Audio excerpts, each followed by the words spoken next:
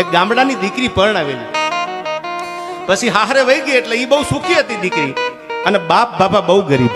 પણ દીકરીને હંમેશા બાપ દેતા રૂડો લાગે. દીકરીને બાપ જેટલો પ્રેમ જીવનમાં કોઈ ન કરે, અને બાપ જેટલો દીકરી બાપને પ્રેમ કરે એટલું દુનિયામાં કોઈ એવું પાત્ર નથી દીકરી જેટલો પ્રેમ બાપને કરી શકે. દીકરી પરણાવી દીધી બા, એટલે હારે વહી ગઈ, સુખી બહુ હતી. એને ખબર પડી કે મારા બાપુ મજૂરી કરે, એટલે 1, 2, 5 વર્ષ વીતી ગયા એટલે ગાડી લઈને પાછી આવી. ઘરે તાળું મારેલું, કીધું મારા બાપુ ક્યાં છે? કીધું મજૂરીએ ગયા છે. ગાડી નહીં આવી, મજૂરી કરતા ને પોતાના બાપનું બાવડું પકડી લીધું. બાપુ હવે બધું મૂકી દો ને, તમારા આશીર્વાદ છે મારા ઉપર, અમારે ખૂબ રડતું છે, તમારે કાંઈ મજૂરી કરવાની જરૂર નથી. અને તેથી હાથમાં ત્રિકમ લઈને મજૂરી કરવાવાળો બાપ પોતાની દીકરીને એટલું કહે છે, બેટા જ્યાં સુધી હાથ હાલે છે ત્યાં સુધી કરવા દે ને, તું સુખી છો, પણ મારી આગળ 5 પડ્યા હોય તો તને દેતા સારો લાગુ ને બેટા.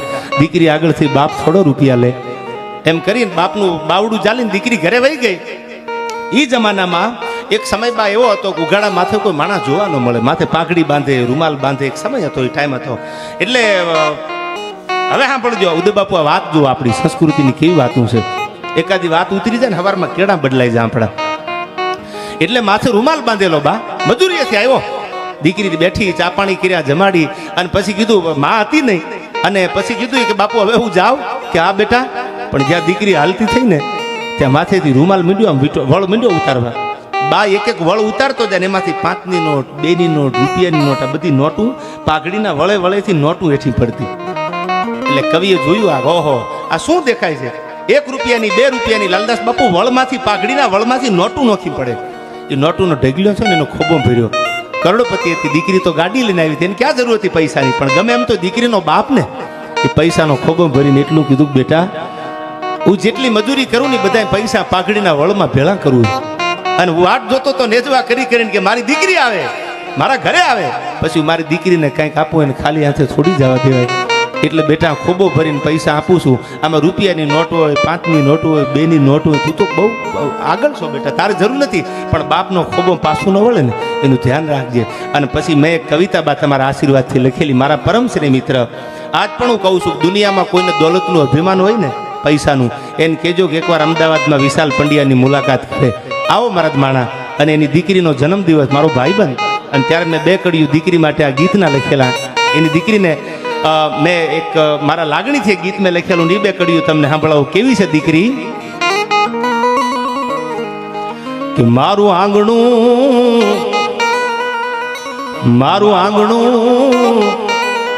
એ શોભે છે એના હેતથી રેલો, એ મારું આંગણું રે શોભે એના હેતથી. જે ફળિયામાં દીકરી હોય, ભૈલું બાપુ વાતાવરણ તમે જોજો, તમારા આંગણામાં રોનક આવી જાય. અને મેં એમાં તમારા આશીર્વાદથી કીધું કે આંગણું કેવું લાગે છે દીકરી હોય તો? લાગે કેવું? બીજી કડી સાંભળજો કે મારું આંગણું એ શોભે છે એના હેતથી રેલો, અને જાણે ખીલ્યો કાય તુલસી કેરો છોડજો, જાણે ખીલ્યો મારા ઘરે તુલસી કેરો છોડજો, મોગા એ જેવી મોગા મૂલી છે મારી દીકરી લોલ. આવે એ જેવી મોગા મૂલી છે મારી દીકરી લોલ. અને ભૈલુભાઈ આ કડી તમને ગમશે, બા તમને ગમશે, તમારા ચરણોમાં મૂકું છું. આજ મોકો મળ્યો છે ત્યારે કે ઘણા એવા પરિવાર આપણે જોયા કે એની આગળ કાંઈ ન હોય, પણ દીકરીનો જન્મ થાય ને પછી એની આખી કાયા પલટન થઈ જાય, આખો દીવ ફરી જાય. લક્ષ્મણભાઈ એનું આખું આખા જીવતરના કેળા બદલાઈ જાય. ઘણા બાપની આગળ મેં એવું સાંભળ્યું છે, કરોડપતિ આગળ પલવભાઈ, કે અમારી આગળ કાંઈ નહોતું, દીકરી આવ્યા પછી, લક્ષ્મી આવ્યા પછી અમે પૂગ્યા, બિઝનેસ, આ ધંધા, આ રૂપિયા, ગાડી, આ બંગલા, બધું અમારી દીકરી લઈને આવી. ત્યારે મેં આ કડીમાં કીધું, વિધાતાના લેખમાં કોઈ દુનિયામાં મેઘ ન મારે, પણ આ દેશની દીકરી એવી છે કે એ ધારણ તો વિધાતાના લેખમાંથી આ મેઘ ધરબી દે, બાપના હુતેલા ભાગ જગાડે. ત્યારે કીધું આમાં કે એને પગલી રે પાડી જગાડ્યું ભાગને રેલો, એને પગલી રે પાડી જગાડ્યું ભાગને. વિવેક એને પગલી રે પાડી જગાડ્યું ભાગને રે લો. હવે સાંભળજો આ લેખમાં એને મારા સે કાય મેખ જો લેખમાં એને આજ મારા સે કાય મેખ જો મોગા એ જેવી મોગા મૂલી છે મારી દીકરી રે લો. એ જેવી મોગા મૂલી છે મારી લાડલી રે લો. હું લાલદાસ બાપુ ઘણી વાર કહું છું આયા કે કોઈના ઘરે દીકરીનો જન્મ થાય ને મોઢું બગડતું હોય ને એને એક વાત જીવનમાં હંમેશા યાદ રાખવી, તમને મને જન્મ દેવા વાળી કોકની દીકરી છે આપણી માં. એટલે દીકરી દેવો ભવ. દીકરીએ તો કેટલા ઘર ઉજાળ્યા છે, કેટલા ઘરને દીકરીઓ તાર્યા છે. અને માં નિર્મલાબાઈ એટલું જરૂર કહું, જેટલા જેટલા સંતો મહાન પુરુષો તમે જેના જેના દાખલા દુનિયામાં દેતા હોય, રામે લક્ષ્મણને કીધું. છેલ્લી વાત કરી દો, લાલદાસ બાપુ સમજદાર બેઠા છો તમે. રામે લક્ષ્મણને કીધું કે લક્ષ્મણ, જેના જીવનમાં વિવેક ન હોય ને, આદર્શ ન હોય ને, એ જીવન મૃત્યુ સમાન છે. આદર્શ વગરનું જીવન ઉદય બાપુ વ્યર્થ ગણાય. એટલે લક્ષ્મણે રામને સામો પ્રશ્ન કર્યો કે ભાઈ તમારી વાત સાચી છે કે આદર્શ વગરનું જીવન વ્યર્થ હોય, પણ આદર્શ રાખવામાં આખું જીવન વ્યર્થ બની જાય, એનું શું કરવાનું? ઘણા માણસ દુનિયામાં એવા છે કે વિવેક રાખવામાં, આદર્શ રાખવામાં આખું જીવન પોતાનું વ્યર્થ કરી નાખ્યું, એનું શું કરવાનું? એટલે પાછો ઉદય બાપુ રામે વળતો જવાબ લક્ષ્મણને આપ્યો. સાંભળી લે ભાઈ, આપણે શીખવાનું આ છે. અટાણ 2 કરોડની 5 કરોડની 10 કરોડની પલ્લુભાઈ જમીન માટે ભાઈ હાથમાં તલવારું લઈ લે અને એ મામલો આખો કોર્ટમાં વિયો જાય છે. તે આપણને ખબર પડે કે ભાઈ વગરનું ભેકાર મન કડવું લાગે કાગડા. લોભિયા માણાના ઘરે જે મહેમાન રજળે ને, એમ 14 વર્ષ સુધી ઉદય બાપુ અયોધ્યાની ગાદી રજળતી હતી. કોઈ બેહવા તૈયાર નહોતું. આ ભાઈનો પ્રેમ હતો. આ રામાયણ આપણને શીખવાડે. એટલે આપણે રાતની દી ચોપાયું રામાયણની વાતો કરી છે, કાંઈક એમાંથી જાણવા મળે, કાંઈક આપણા જીવનમાં પરિવર્તન આવે. અને હવે સાંભળજો, આ છેલ્લી વાત કરું કે એને એટલું કીધું કે ભાઈ તારી વાત સાચી છે કે આદર્શ રાખવામાં આખું જીવન વ્યર્થ બની જાય, એનું શું કરવાનું? એટલે બા રામે વળતો જવાબ આપ્યો કે લક્ષ્મણ, હવે સાંભળી લે, આ તમારે મારે ઉતારે જેવો જવાબ છે, એટલે છેલ્લે વાત કરું. હવે સાંભળી લે, જે માણસે પોતાના આદર્શ રાખવામાં પોતાનું જીવન વ્યર્થ કરી નાખ્યું હોય, લક્ષ્મણભાઈ, જેને આદર્શ રાખવામાં, વિવેક રાખવામાં, એથિક્સ રાખવામાં, પ્રિન્સિપલ રાખવામાં પોતાના નિયમનો ભંગ ન થવા દીધો હોય, અને એનું આખું જીવન વ્યર્થ કરી નાખે ભૈલું બાપુ, એ વ્યર્થ બની ગયેલું જીવન આવનારી પેઢીના આદર્શ પાત્રો બન્યા છે. જેના જેના જીવન વિવેક રાખવામાં, આદર્શ રાખવામાં વ્યર્થ બન્યા, એ વ્યર્થ બનેલા બધાય જીવન આવનારી પેઢીના આદર્શ પાત્રો બન્યા છે. એટલે દાખલા મીરાબાઈના દેવાય, એટલે દાખલા વિહળા નાથના દેવાય. એટલે તમે સત્તાધારના પાદરમાં પગ મેલો. મેં તો જોયું છે, તમે વડીલોએ બધાએ જોયું છે. દુનિયામાં બા મૂર્તિ પૂજાય, દુનિયામાં મઠમાં બેઠેલી માતાજીના ફળામ પૂજાય, દુનિયામાં પાદરમાં ઉભેલો પાળિયો પૂજાય. આવો સત્તાધારની દેહાણ જગ્યામાં જેની માથે આજ પાળિયાના ઠાકરે પંજા મેલેલા, આવો અહીંયા પાડામ પૂજાય છે, આ પીરાય છે. આપણી આથી પરમાણ બીજા કેવા જોવે? ધૂપેલિયું મંદિરમાં ફરે. આવો સત્તાધારના પાદરમાં પાડા પીરની આરતી થાય, ત્યાં ધૂપેલિયું ફરતું હોય છે. આથી બીજા ક્યાં પરજા? સાહેબ આખી હોર હલકીને તેથી જોવા નીકળી હતી કે બાપુ શું થયું? એ કે કતલખાનામાં પાડો પાછો આવે છે. ટ્રેનમાંથી જ્યારે પાડો આવ્યો ને પાછો મુંબઈમાંથી, વિવેક, બધી કરવતું ભાગી ગઈ. અને જ્યારે આપણને આ દેહાણ જગ્યાની ઓળખાણ થાય છે, પાળિયાદના પટાંગણમાં બેઠો એટલે બા મને વાતું યાદ આવે બધી. આ પાળિયાદ લ્યો, ગેબીનાથ લ્યો, આપા જાદરાથી માંડી, હોનગઢથી માંડી અને સત્તાધાર આંબાજળી સુધી વ્યા જાવ. એટલે તેથી શામજી બાપુ ગાદી હતા, શામજી બાપુ ગાદી હતા. અને મુંબઈના કતલખાનામાંથી જે પાડો વળતો વળ્યો એટલે આખી હલકીને હોરટ જોવા નીકળેલી. આજ પાડો પાછો આવે, કેવી પીરાય છે બા! ખાલી સાંભળીને તો આપણા રૂવાડા ઊભા થઈ જાય. આવો ઠાકરે છે, આવો ભગવાન છે, આવા ધૂપેલી આવીને ભગવાનની સામે ફેરવા છે કે મુંબઈના કતલખાના પાછા પડે. અને તેથી શામજી બાપુ આમ રાહ જોઈને ઊભા હતા, ક્યારે ટ્રેન આવે, ક્યારે મારી ભોજલ ભેખનો પાડો ઉતરે, ક્યારે હું સામે જોઉં. અને આમ જે ટ્રેનમાંથી પાડો ઉતાર્યો લાલદાસ બાપુ, તો મેં એવું સાંભળ્યું છે વડીલો આગળથી, હું તો નહીં હાજર નહોતો, પણ વિદ્વાન સંતો મહંતો આપણા તમારા જેવા બધા વડીલો એમ કહેતા કે પાડાએ શામજી ભગત સામું જોયું અને શામજી ભગતે પાડા સામું જોયું. બેયની આંખમાંથી આહુડાની ધારું થતી અને માથે હાથ ફેરવીને એટલું કીધું કે સત્તાધારનો પાડો છે, કોના બાપની તેવડ છે તારા માથે કરવત મેલે, તારા માથે આવડું ફિરાણું છે. એમ જેના માથે પાળિયાદનો હાથ હોય, નિર્મળા બાનો પંજો પડી જાય, પછી કોની દુનિયામાં તાકાત છે કે તમને હરાવી શકે? પણ વિશ્વાસ રાખી અને પાદરમાં આવજો, શ્રદ્ધા રાખીને આવજો, કપટને બધાય મૂકીને આવજો. મારો ઠાકર આજે રાજી છે અને મારો પાળિયાદનો પીર કાલે રાજી છે. ઓશિયાળું આહુડું જો જમીને પડવા દે ને તો બોલવાનું બંધ કરી દો. એ મારો વિહોળો નાચ છે. કોક દી હાથ તો કરો, કોક દી નિર્મળાબાનું નાભીથી નામ તો લ્યો, કોઈ દી વ્યામણ બાપુનું દાદ બાપુ નામ તો લ્યો. નામ લ્યો ને તો હામો હોકાર આપે ઈ મારો પાળિયાદનો પીર સાહેબ. અને અમારા આશીષની મને બે કડી માટે આમ તો દાદબાપુને બહુ ગમશે, એટલે મારી વાતને પૂરી કરતા છેલ્લી બે કડી હવે વાત કે નહીં આગળ કરો, બે કડી ગાઈને મારા ગીતને વાતને પૂરી કરું બા. છેલ્લે પછી આપણે બિરજુભાઈને જે કાંઈ ડાયરાનો દોર છે આગળ ધપાવીએ. અને હું તો બિરજુ ઉપર ગૌરવ લઉં છું ભૈલ બાપુ કે આ યુવાન ધારે તો હિન્દી ગાય કે અને ગાવા જેવા ગીતો ગવાય છે એમાં કોઈ વાંધો નથી, પણ ભજનને આજના યુવાનો સુધી જીવતું રાખ્યું હતા. બિરજુ બારોટને એકવાર તાળીઓથી વધાવી લો, એને ભજનને જીવંત રાખવાનો પ્રયાસ કર્યો. આજે એની આગળ સંતવાણી સાંભળી આપણને મજા આવે. અને ત્યારે મને આ દાદબાપુ બેઠા છે અમારે કાતરથી, બાબરિયા વાડની ધીંગી ધરતી પુરુષો પટા ધર પાકશે અને કઈ કઈ ધડા કમાડ. આ તો હુરગ ભરુથી હોપતી આખી બંકી બાબરિયા વાડ, આ તો પુરુષ પટા ધર પાકશે કઈ કઈ ધડા કમાડ. બાબરિયા વાડના 42 ગામ, એમાંનું ભૈલું બાપુ તમારું ગામ એટલે કાતર ગામ. અને એમાંય મને હું નાનપણથી કહું બા, મને શરૂઆતમાં અમુક પાછા ઘરના છે એટલે હું પાછો હા બોલી જાઉં તમારી આગળ.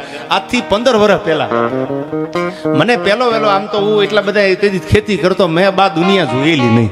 આ તો ઠાકરની આવડી કૃપા થઈ ગઈ, તમારા આશીર્વાદ વરી ગયા. હવે મને સાલું એમ થાય કે હકીકત આવી બેઠું આવું મને ક્યારેક થાય છે. તેથી કોલિસ ગાડી આવ્યા તમારી આગળ, ગ્રીન કલરની કોલિસ હતી આપણે બા આગળ, મને ખાસ યાદ છે. અને માંડાવડ કાર્યક્રમ ગાત્રાળમાના મંદિરનો એક જબરજસ્ત કાર્યક્રમને ભૈલું બાપુનો મને ફોન આવ્યો, મને કે આપણે માંડાવડ જવાનું છે. એક ટી શર્ટ મારી આગળ, હવે એ ડાયરામાં ઈ પહેરવાનું પાછું દીએ ઈ પહેરવાનું. આ તો સમય બળવાન છે, સમય બલવાન નહીં, પુરુષ બલવાન કાબે અર્જુનને લૂંટ્યા વહી ધનુષ વહી બાણ.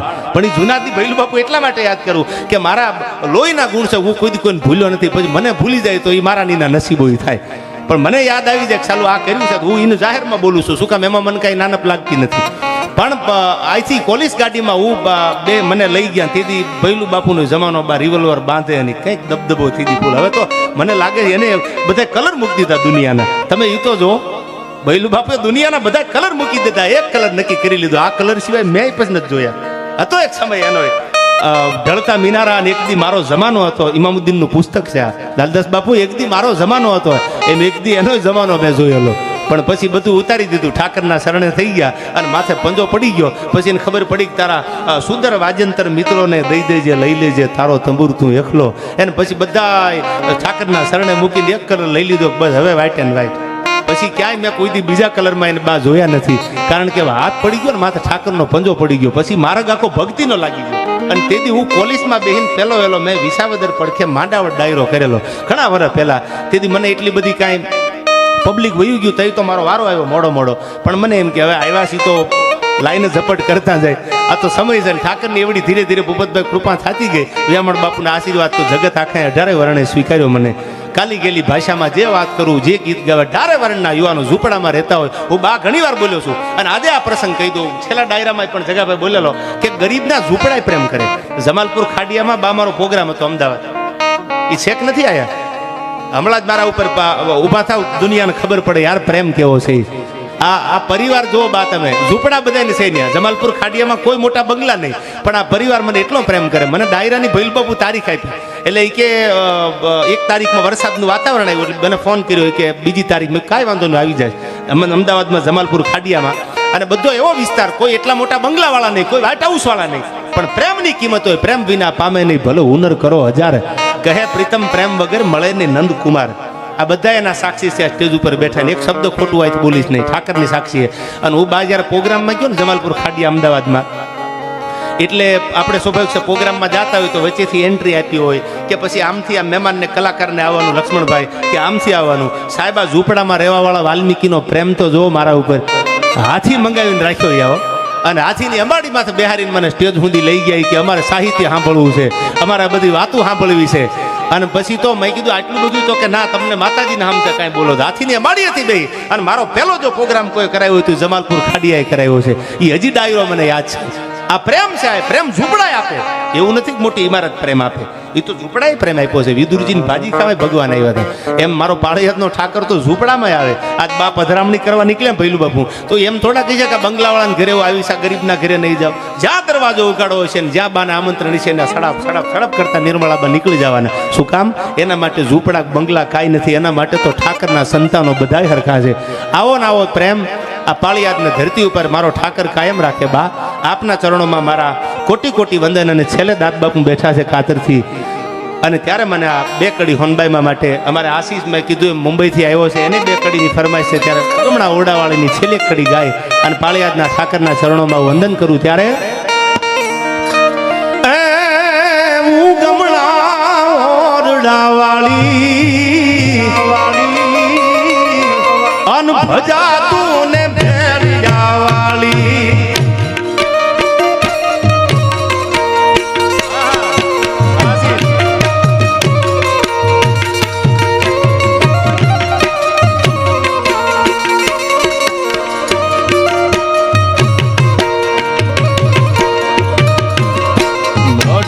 ટીંબે નોતી જા માડી ચારણો સાત પ્રસાદ આ મારું મુંબઈ મઢડા ટીંબે નોતી જા માડી ચારણો સાત પ્રસાદ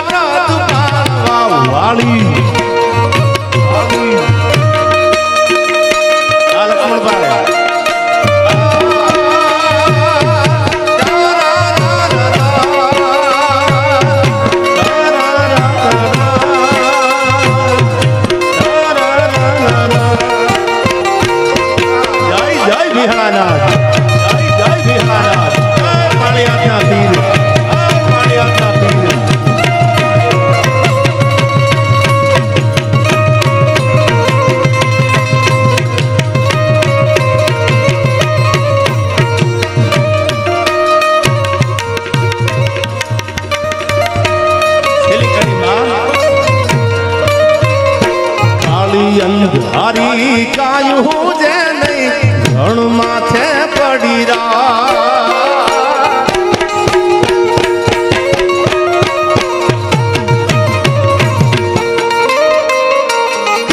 અંધારી કાયું જે નહીં ઘણ માથે પડી